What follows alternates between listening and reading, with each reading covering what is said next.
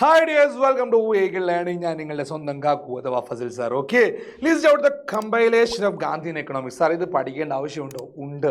ഒന്നെങ്കിൽ ഗാന്ധി അപ്പൂപ്പൻ അല്ലെങ്കിൽ ദാദാഭായ് നെഹ്റുജി അപ്പൂപ്പൻ. ഈ രണ്ടുപേരിൽ ആരെങ്കിലും ഒരാൾ എക്സാം ഹാളിൽ വരും, അത് ഉറപ്പാണ്, ഒരു സംശയം വേണ്ട. ഗാന്ധിയുടെ സാമ്പത്തിക ശാസ്ത്ര ചിന്തകളുടെ ക്രോഡീകരണം വിവരിക്കാനാണ് പറയുന്നത്. ഗാന്ധിക്ക് കുറച്ച് എക്കണോമിക് തോട്ട്സ് ഒക്കെ ഉണ്ടായിരുന്നു, ഹിന്ദു സ്വരാജിലൂടെയൊക്കെ മൂപ്പര് പറഞ്ഞിട്ടുണ്ട് ആ കാര്യങ്ങളൊക്കെ, ട്രസ്റ്റിഷിപ്പ് ഒക്കെ. ഓക്കെ, അപ്പോൾ അതിൽ പ്രധാനമായിട്ടുള്ള കുറച്ച് കാര്യങ്ങൾ 4 പോയിന്റുകൾ നമ്മൾ പറയാൻ പോകുന്നത്. ഒരു 3 മാർക്കിനോ 2 മാർക്കിനോ ചോദിക്കാൻ ചാൻസ് ഉള്ള ചോദ്യമാണ്, ചിലപ്പോൾ 4 മാർക്കിനും ചോദിച്ചേക്കാം. നമുക്ക് നോക്കാം. Priority to rural agricultural system. കാർഷിക ഗ്രാമീണ വ്യവസ്ഥയ്ക്ക് പ്രാധാന്യം കൊടുത്തു. സംഭവം എന്താ? ഗ്രാമീണ മേഖലയിലെ വ്യവസായം അല്ലെങ്കിൽ അവിടുത്തെ കാർഷിക മേഖല അല്ലെങ്കിൽ അഗ്രികൾച്ചർ സെക്ടർ ഇമ്പ്രൂവ് ആവണം എന്നാണ് ആര് പറഞ്ഞത്? ഗാന്ധി അപ്പൂപ്പൻ പറഞ്ഞത്. പിന്നെ പറയുന്നത് emphasis on small on cottage industries. ഈ വീടുകളിലൊക്കെ വെച്ചിട്ടുണ്ടാക്കുന്ന ചെറിയ ചെറിയ ബിസിനസ്സുകളും ഇൻഡസ്ട്രീസൊക്കെ ഇല്ലേ, അതിന് ഇമ്പോർട്ടൻസ് കൊടുക്കണം. കുടിൽ വ്യവസായം എന്ന് നമ്മൾ അതിന് പറയും. അങ്ങനെയുള്ള വ്യവസായങ്ങൾക്ക് പ്രാധാന്യം കൊടുക്കണം, അതാണ് കോട്ടേജ് ഇൻഡസ്ട്രീസ്.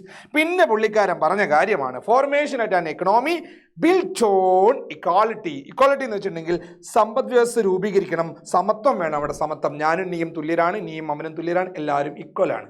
ആ ഇക്വാലിറ്റി വേണം എന്നാണ് ആര് പറഞ്ഞത്? ഗാന്ധി അപ്പൂപ്പൻ പറഞ്ഞത്.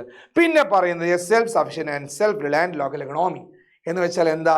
സ്വയം പര്യാപ്തത കൈവരിക്കണം. സെൽഫ് റിലയൻ്റ് എന്ന് വെച്ചാൽ എൻ്റെ കാര്യങ്ങൾ നോക്കാൻ എനിക്കറിയണം, എനിക്ക് വേണ്ടതെല്ലാം ഞാൻ തന്നെ ഉണ്ടാക്കണം. അതുപോലെ ഓരോ വില്ലേജുകളും ഓരോ ലൊക്കാലിറ്റിയും ചെറിയ ചെറിയ ഏരിയാസും എങ്ങനെ വളരണമെന്നാ ഗാന്ധി അപ്പൂപ്പൻ പറഞ്ഞത്?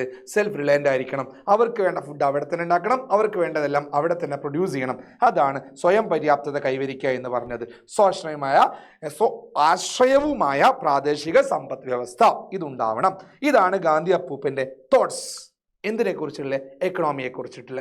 അപ്പോൾ ഈ കാര്യങ്ങൾ പഠിക്കാതെ പോരുത്. ഇതിനെ കൂടെ എൻ്റെ കുഞ്ഞുമക്കൾ നോക്കേണ്ട ഒരു കാര്യമാണ് ഡ്രെയിൻ തിയറി. അപ്പോൾ ഡ്രെയിൻ തിയറിക്ക് എന്താണ്, എങ്ങനെയാണ് ബ്രിട്ടീഷുകാർ ഇന്ത്യയിൽ നിന്ന് വെൽത്ത് എക്സ്പ്ലോയിറ്റ് ചെയ്ത് കൊണ്ടുപോയത്, ഈ കാര്യങ്ങളൊക്കെ നമുക്ക് പഠിക്കണം. എപ്പോൾ പഠിക്കണം? ഇന്ന് വൈകിട്ട് ആര് വരുന്നുണ്ട്? 6 മണി നേരമായാൽ നമ്മുടെ ആദിരാമസ് ഹിന്ദിയുമായിട്ട് വരും. അതിനുശേഷം അല്ലെങ്കിൽ അതിനോട് കൂടെ ആരും കൂടെ വരുന്നുണ്ട്? ഞാൻ വരുന്നുണ്ട് ഇത് പഠിപ്പിക്കാൻ. കൂടെ നമ്മുടെ മഗധ താനേശ്വറും തിനായ്സൊക്കെ അറിയില്ലേ, പാലയും മുല്ലയും ഭരിതം, അതൊക്കെ പഠിപ്പിക്കാൻ വേണ്ടി അജ്സൽ സാറ് വരുന്നുണ്ട്.